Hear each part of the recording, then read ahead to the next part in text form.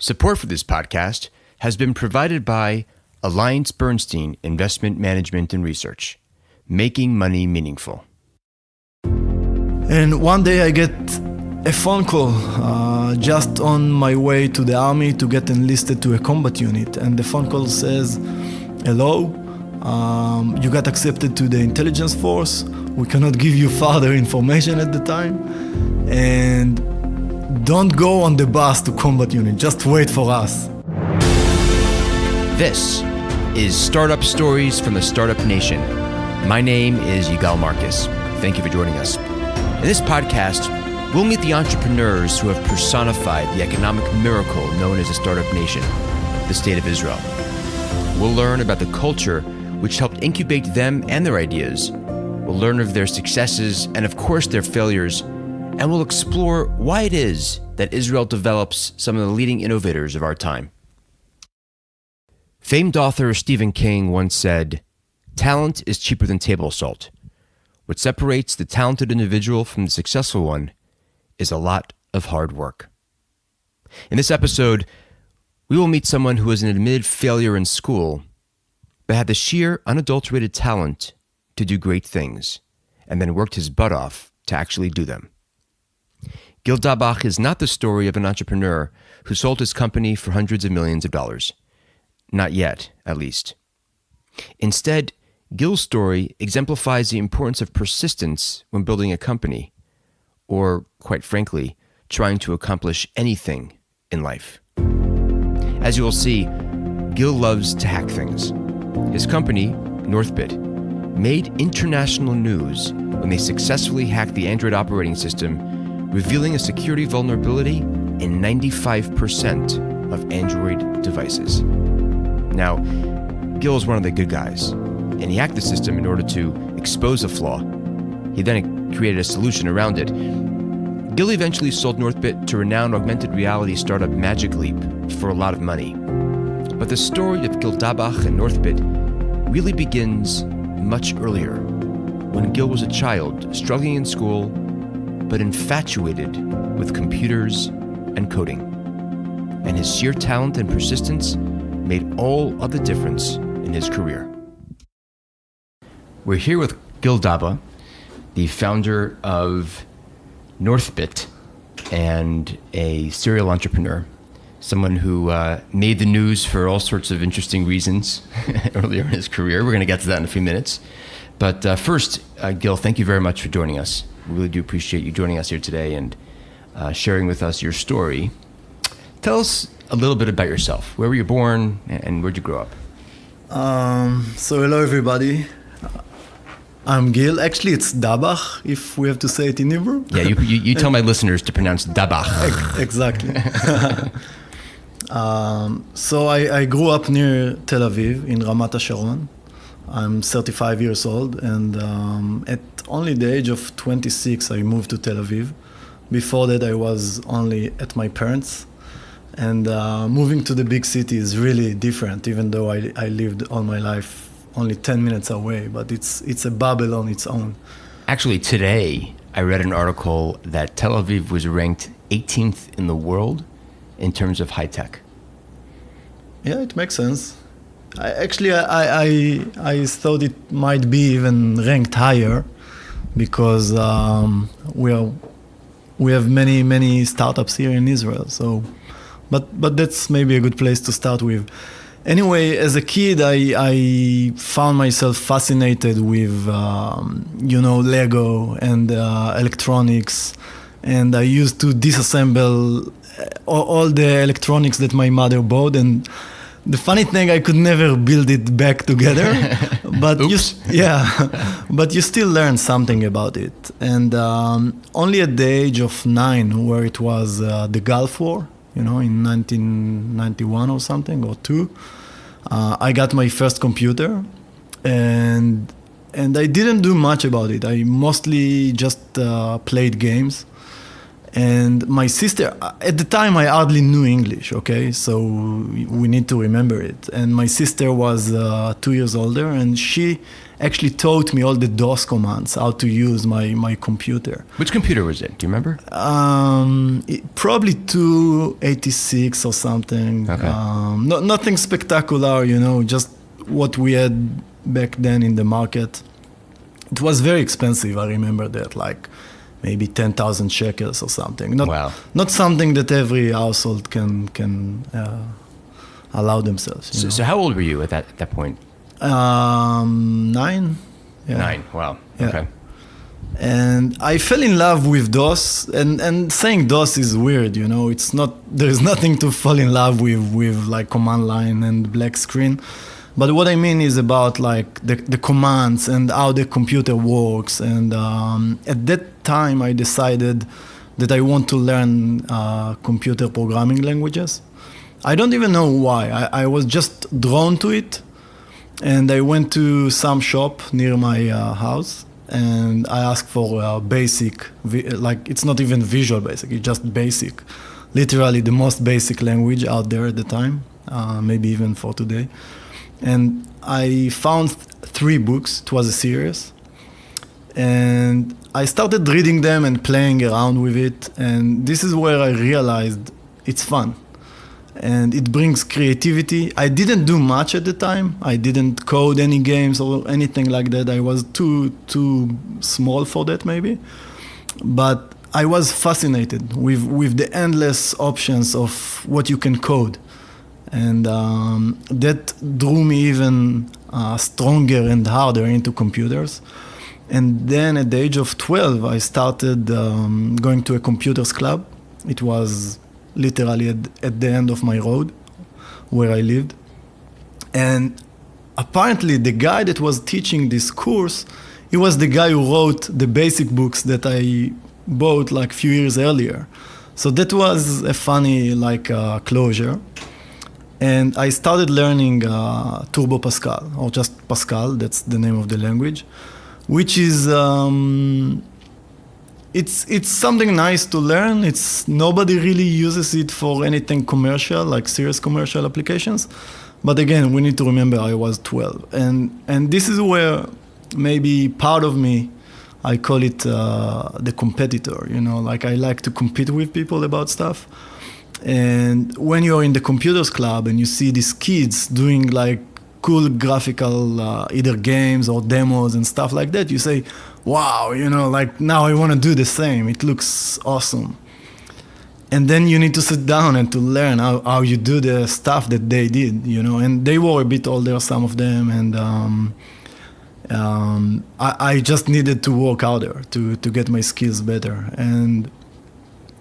And I remember back at the time there was no internet, okay? So, getting material, even source code or tutorials to learn how to code or to use the help of others didn't exist. So all we had was one another, and we had the books.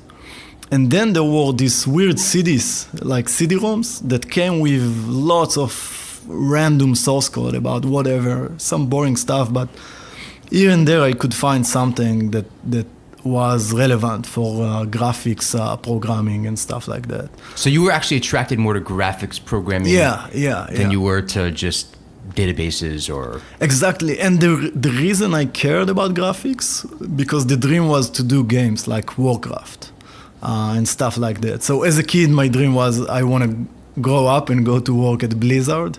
Okay. It's one of the biggest gaming companies today. StarCraft and World of Warcraft, obviously, and stuff like that, and Diablo. So that was what I aimed to do already as a kid. And doing all this later on, game programming is what I found myself just loving to do, like building games. And at the age of 15, I already I learned from the Computers Club and myself, self-taught, C and C++. And at the time, I already knew some English, so it was easier. But I remember stuff that I didn't understand. Like there is some oriented programming concepts that English was a barrier to understand them. So that was a big obstacle. Unlike some native speakers that for them it's obvious maybe. Were you a good student in school? No, I was a horrible student. So typical. Yeah, I remember I had to have this chemistry with my teachers, and if there was no chemistry, if they didn't appreciate me, I wouldn't study their subject. I don't know, it sounds stupid when you come to think about it now, but this is how I acted. It's actually very typical. Yeah. It's very typical of entrepreneurs to really focus in on what they love, and things that don't attract them, things that don't interest them, they just let go. So it didn't surprise me when you told me that you weren't a great student. So I just want to finish my story about when I was 15, I decided to come up with an arcade game, like tanks game, that you can go around the map and shoot the bad guys like other tanks and stuff. And there were airplanes and many cool features. The problem was that when I was 15, it was already 97 or 8, and such a game is very old already in the market. But imagine as a kid to do something that maybe even only 5 years before could be like something crazy. So that was like, big achievement. And it took me a whole year to work on that game, okay? And I can tell you, I told you I'm very competitive, and this is where came in the notion that everybody does what they like. And when you're done with doing the fun parts about the game, you never finish the game because the rest is boring, okay? It's true for pretty much everything in our life. When you start a project, you do only the 80%, and then the 20 is really boring, is tedious, is hard. So you just skip it, and then you never finish your project. So at the age of 15, I asked myself, what's gonna make me different out of all people, out of all the friends in the computers club? And I said, I'm gonna work 1 year and finish the game, and actually never give up until I'm done with how everything is gonna be. Like in terms of, when you set your mind on something and you want to have high standards. So I did everything, and I did it together with a friend. He was even 14 at the time. And we actually did the game, and every year until now, on the 20th of December, we celebrate the release date of the game. What was the name of the game? Condor. Condor, yeah.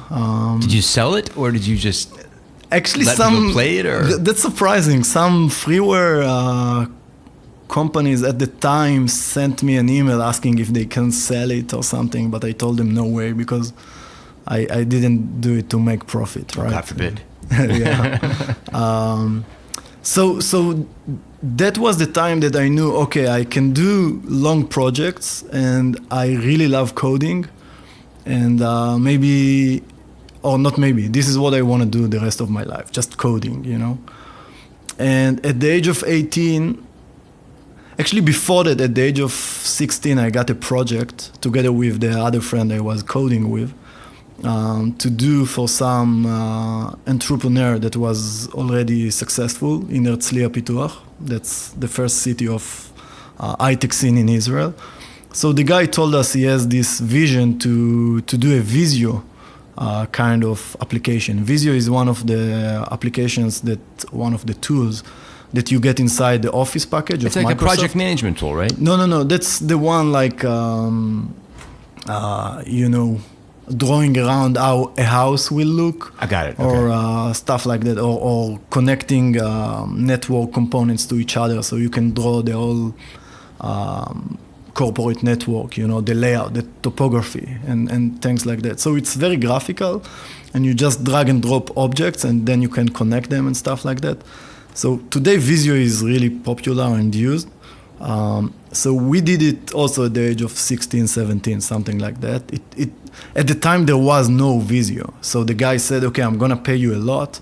And he paid us something like each $5,000. I was only 16, 17. So that was like a lot of money for me at the time.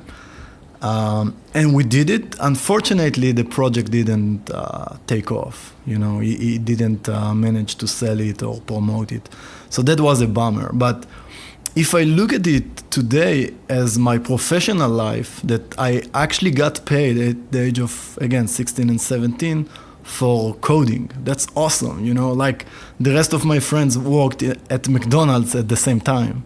So I guess I was lucky, and this is only something I came to realize in the last couple of years. Before that, it was yet another event in my life that wasn't anything important. But now that I look at it, it's saying a lot. So at the age of 18, I wanted to go to the intelligence force, because I heard in the intelligence force you do all the cool computer programming stuff, and I knew that I don't want to go to combat units. I'm not into killing people or anything. I just want to do coding, and the more the better, the merrier. So you could imagine, I said already, I wasn't a good student, and that's a big obstacle when, imagine the people in the army, they try to locate all the smarties, so they go to the teachers and they ask them, who is a smart guy, who is a nerd, who loves computers and math and physics? And obviously they never listed my name.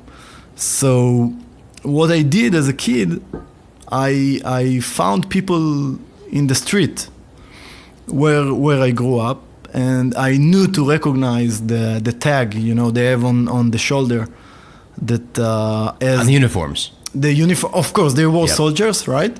But I knew to recognize the intelligence force tag on their shoulders, and I would approach them like totally randomly as a 17 years old kid, and tell them, look, I want to go to your unit. And at the time, I thought there was only 8200 unit. I didn't know there were obviously others.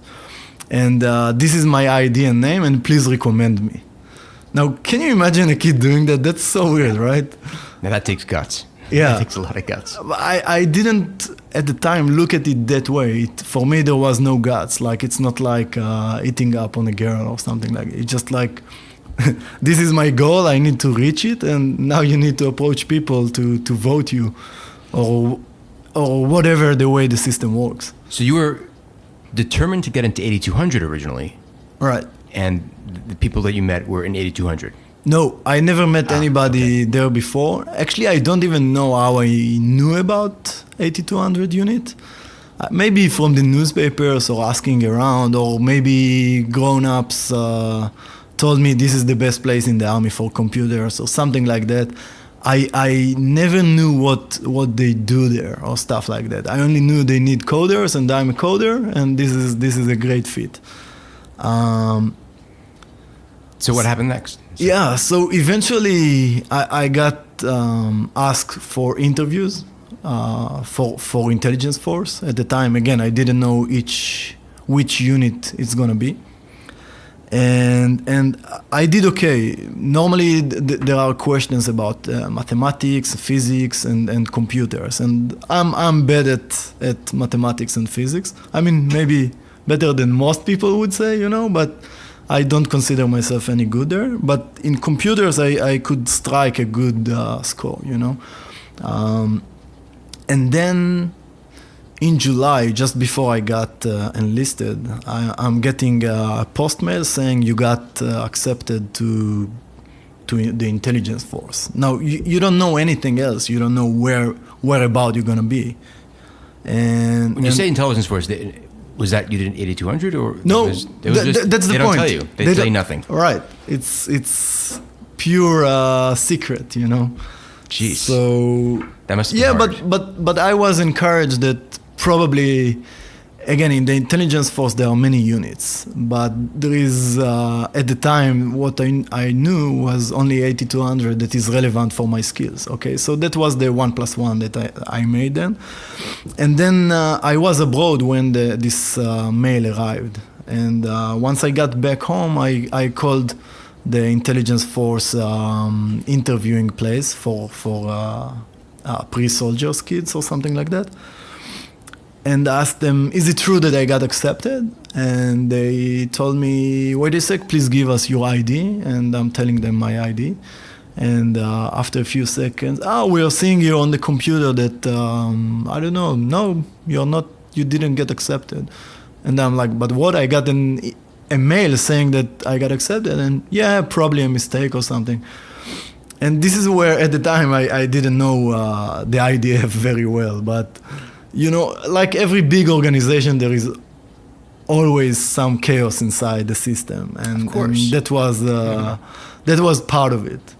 So apparently I didn't get accepted, even though I celebrated my acceptance while I was abroad. So at that time I said, there is no way that I actually celebrated something that is not going to happen. So now I need to work even harder to make my acceptance there. So when I was maybe 14, something like that, the other friend and I and another guy, we were like a group of friends coding together our games and stuff. And we found out there was this website, CodeGuru, COIL.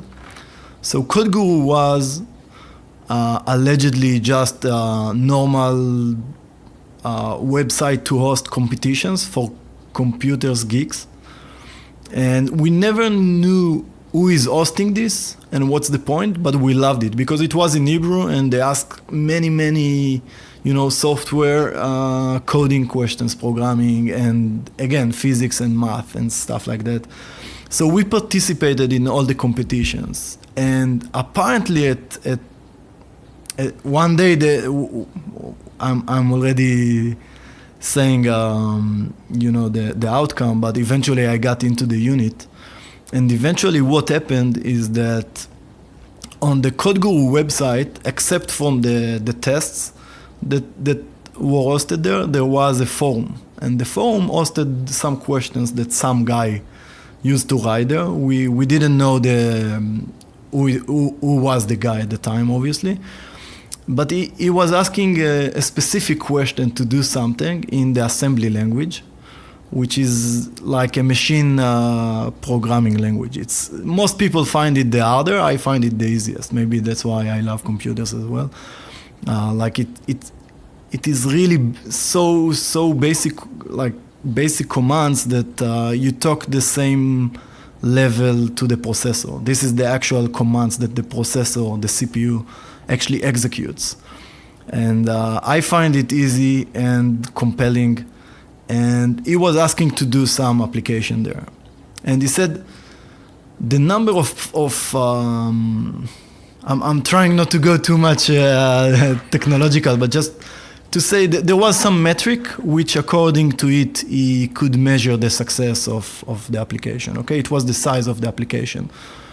And I decided like, it sounds like a good puzzle, so I'm gonna try and do it. And then it was after I finished high school, so I had plenty of time to spend on anything I loved. And for that time, I worked like 2 weeks on that puzzle. And I did something really, really well, like in terms of creativity and, doing some research on how to reduce the size of the program and things like that. And I submitted my answer on the forum. Again, I didn't know who was the owner of the forum or what's the story behind it. And I was surprised to see that nobody else answered this question. Like, I thought like there are hundreds of kids I know that compete on the website and come to the competition and the contest, but nobody answered except me. And one day I get a phone call just on my way to the army to get enlisted to a combat unit. And the phone call says, "Hello, you got accepted to the intelligence force. We cannot give you further information at the time.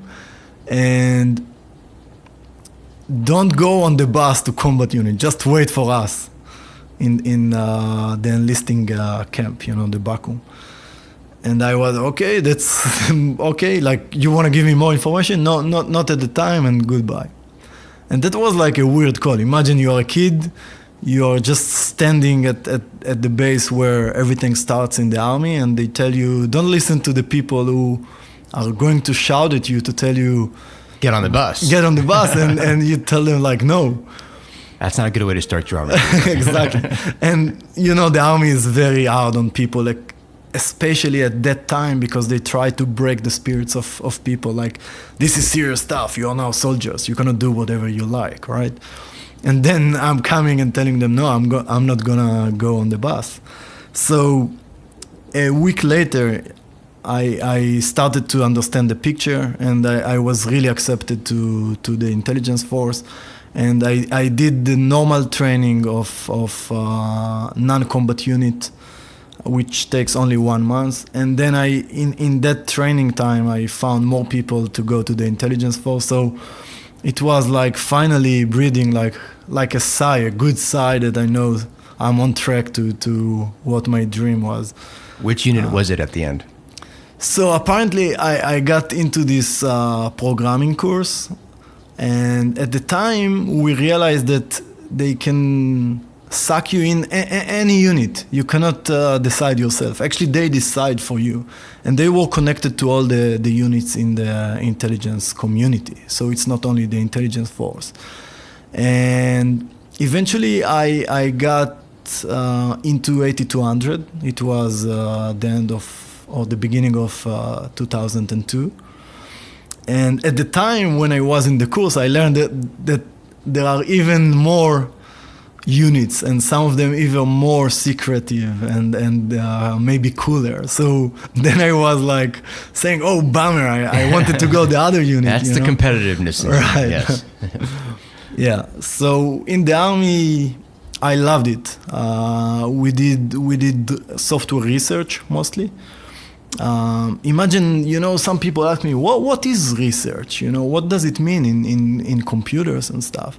So I tell them, look, imagine you buy some crazy car, like sports car, and you want to do some modification to the car. You want to take out the existing engine and put some crazy,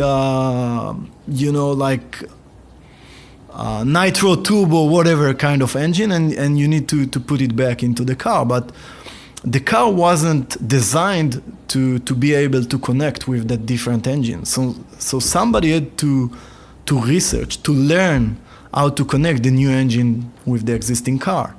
And you could imagine you can do the same with software. It's even like a bigger world of opportunities of what you can do there. So imagine two computers talk to each other, and you want just to talk to one of these computers, but you don't know the protocol, okay? So you need to learn how that protocol works in order to join the party. So this is an example of what software research might be, just learning how things work and then do whatever you want with it. So this is what we did in the army. It was mostly about software research, less about coding, really. Obviously, they go along together because you need to code sometimes too. So I was in the army for 4.5 years, and as you noticed, I'm not going to talk about what I did there. I was an officer as well. What impact did the army have on you? That's a great question. You were competitive going in. You were driven going in. You had, experience as a youngster programming and coding and building. And what did it do for you? So, imagine you go to the best place where you know all the best people with extensive experience like myself were. And but I knew I started to code at a very early age, and that gave me a big advantage on everybody else. And looking around and always comparing yourself with the rest of the people, I found that I had more experience, and I was better, faster, whatever, And again, imagine these are the best people. So I said, okay, if they are the best and I'm very good here, maybe I'm really good, So that was the first time I knew that I'm really good at what I'm doing, like absolutely good, and not just thinking with a few friends from the computers club that I'm good. But to answer your question, put my competitiveness aside. What we learned in the army course before going to the unit it was something that is priceless. It changes everything that how I look at things today. The bottom line is like never give up. That's it. You can do anything you want, never give up. There is always a solution. I read some book, they said the possible takes time, the impossible takes longer, but it's still possible. And this is the attitude that or the approach that they try to put in you. And now imagine you need to do software research, okay? And you say, it's impossible to do that. And they tell you, no, just try another way, or keep trying until you make it.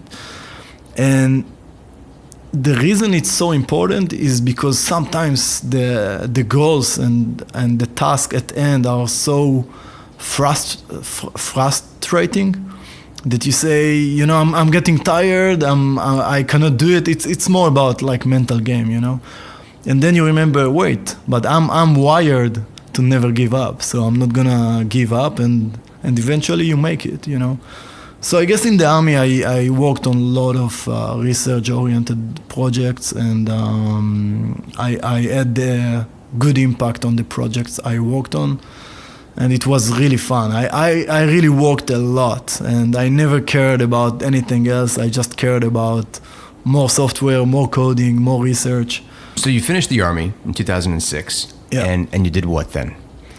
And then I did a big mistake that all the kids do today. The kids, I mean the soldiers who get dismissed. Because, the soldiers before us that got already dismissed, what they go and do is coming up with startup companies. And I said, like, okay, I want to do the same. Like, I wanna go and walk and so many stories in the news about startups. And this startup was acquired, and that startup was acquired. And you say, oh my God, I'm part of this. That was 12 years ago. I mean, it's only gotten bigger and better. Exactly. It was only the beginning. Everything, like all of us, was so naive about the market and the industry. And I went ahead and joined a few friends to try to do. Today, maybe the best way to describe it would be like digital currency, like Ethereum or Bitcoin and things like that. 12 years ago. 12 years ago, yeah. Before blockchain. Yeah, way before. It was centralized though, but it was like. Imagine like money that was digitally signed and things like that. So some of the ideas were already there at the time, but the management, it was a really small startup, like only 15 employees. And it was mostly ex-8200 people and ex-Microsoft people. Apparently, the CEO, I found myself saying, okay, this company is not going anywhere, so I'm going to quit. But then my team lead, which is a good friend until today, and is a serial entrepreneur himself, and I learned a lot from him. And this is the reason I came to work at that company, to be close to that guy, because he's going to develop me further, both technically and life-wise, What's his name? Ophir Ehrlich.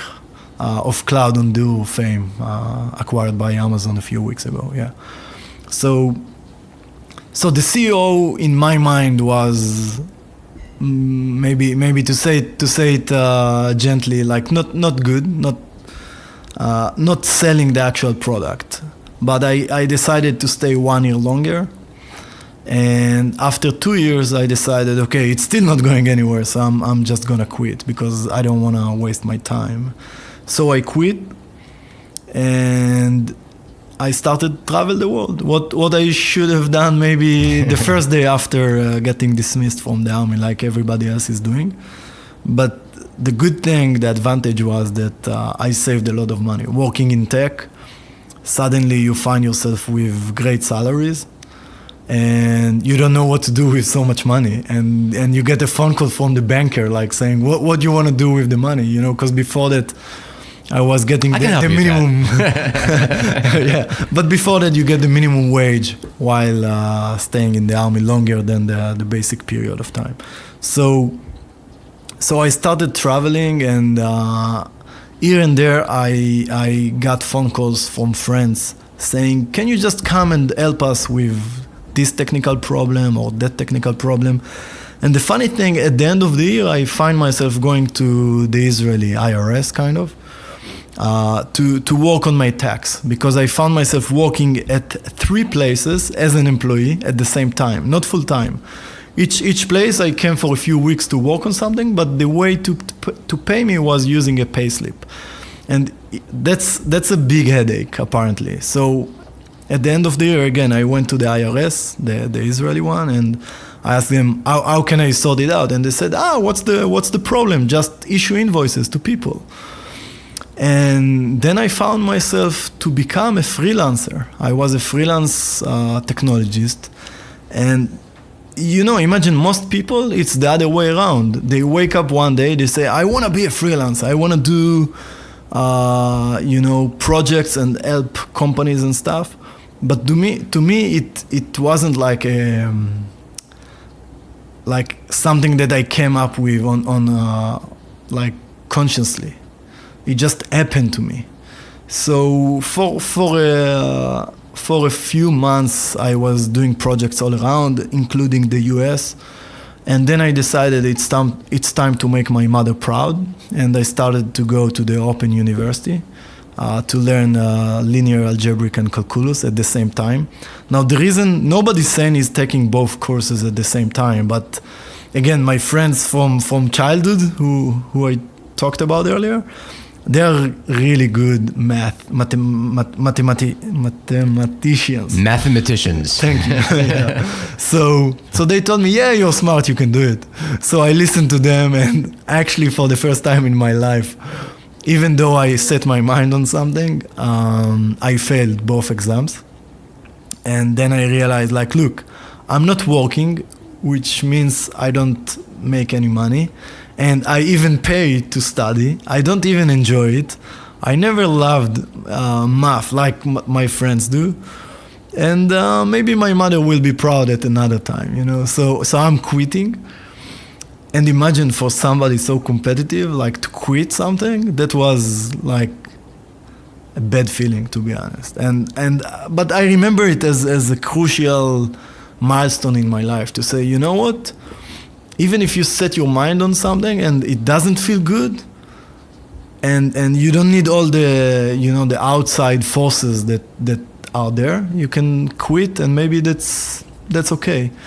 So actually, I've never gone to study, and I don't have any bachelor degree or anything like that. Yeah. So that's the beginning of Northbit. No, not yet. Not yet. Actually. Okay. Not yet. So you're freelancing. Okay. We are getting to it. So at the time, I had plenty of time, and I found myself enjoying doing more software research. This time it was more about information security or cyber security, if you like. And I love to hack systems. And to hack? Yeah. To break into systems? Right. That's a passion of yours. Right. And I still do it today, and I still publish my findings. But what people think about hacking, it doesn't necessarily mean you hack into Facebook.com. What I love to hack is operating systems, okay? Operating systems today are very secure and protected. Imagine you have your banking application on your phone. Yeah, I'm just turning my phone off now, actually, because I don't really trust you here. So That's true.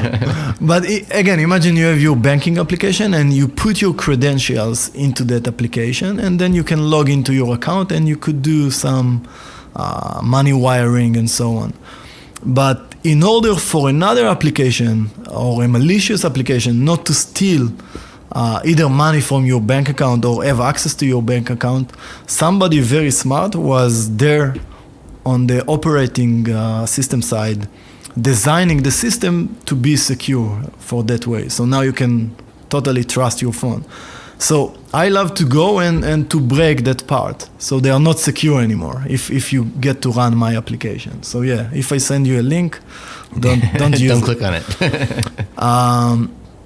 So I was giving talks around the world about some stuff I was doing. Like one day there was a virus in the wild, meaning that antivirus flagged it as attacking computers around the world.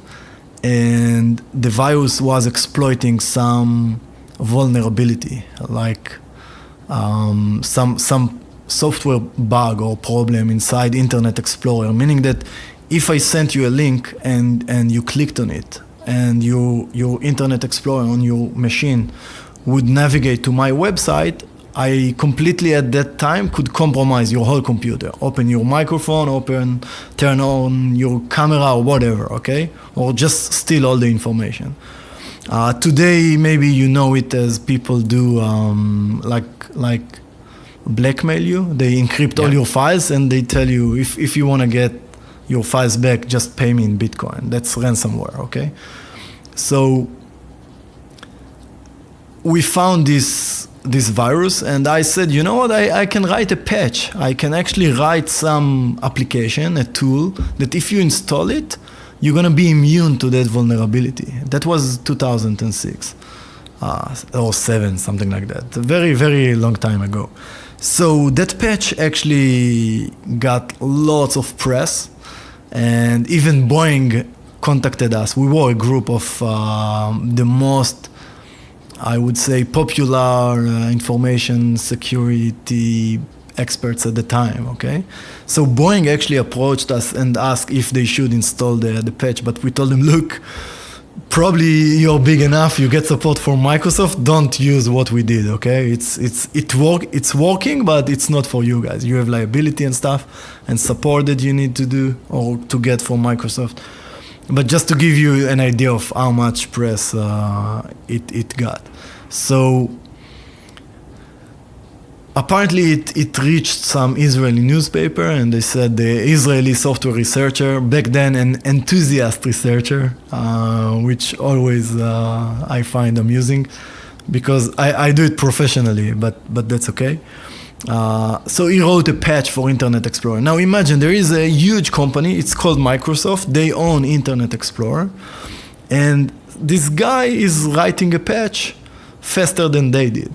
But you know, looking at the facts, it's easy to show it at this angle. In reality, imagine if you're Microsoft, you have so much backward compatibility that you need to support. This is one of the reasons why Microsoft is so successful, because of legacy software always working. And the amount of testing you need to go through when you do one change in software is huge. So it took them longer, obviously, to test everything and to say, okay, now it's working, our patch is good and you can use it. Anyway, some Israeli startup company found this ad, or just not ad, just post, and they offered me to join them. And for the first time in my life, they told me, we're gonna give you the chance to be a team lead and you're gonna manage people. So I took the challenge and I said, okay, I'm stopping being a freelance and I'm gonna manage people. And that's Antigua? That's Antigua, yeah. And I'm not gonna go into what they did because I think it's not interesting, but I can tell you as a first-time manager, the experience wasn't good. It was really tough. When you have smart people and they came first to the company and you come afterwards, it's really hard to start that way. And you know, smart people are smarties. So it takes a while to win their trust and to work together. So again, I found myself in a situation that I was saying to myself, look, what the CEO did, I think it's wrong. I think I could have done it better. And then it started, you know, to grow in my mind that maybe I think I'm so smart, you know, I'm saying always like I could have done better than my own managers. Maybe it's time that I need to prove my own point. And this is where finally we come to talk about Northbit. This concludes part 1 of my interview with Gil Dabah. Tune in to part 2, when we discover how it is that Gil built his business, how he handled the stress of being an entrepreneur, and the advice he gives future entrepreneurs as they pursue their dreams. You've been listening to Startup Stories from the Startup Nation. I'm the host, Yigal Marcus. The associate producers are Moshe Raps and Avi Maklis, and the senior research analyst is Lior Lebin. If you have a startup that you think we should feature on air, please email me at yigal.marcus@bernstein.com or at startupstoriesisrael@gmail.com. No good startup in Israel is too big or too small. A big, very special thank you to my employer, Alliance Bernstein Investment Management and Research, who has been incredibly supportive of this initiative. And please share these podcasts with your friends, like us on Facebook, and please, please, please rate us on iTunes. Until next time, thank you for listening.